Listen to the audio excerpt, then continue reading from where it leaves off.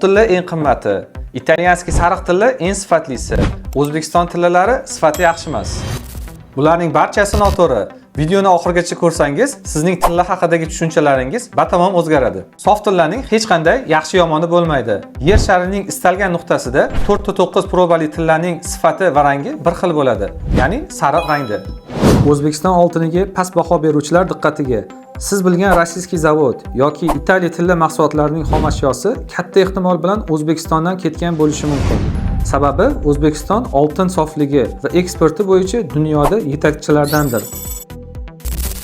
Siz bilgan oltin ranglari zargarlarimiz tomonidan sof oltinga rang berish natijasida keltirib chiqariladi va ular bo'yoqlardan emas, balkim ushbu ko'rinishdagi ligaturalar orqali amalga oshiriladi. Ligaturalar tarkibi asosan mis, kumush, sink va nikeldan tashkil topgan bo'ladi va zargarlarimiz kerakli miqdorini olib, o'zi istagan rang va probalarini hosil qilishadi.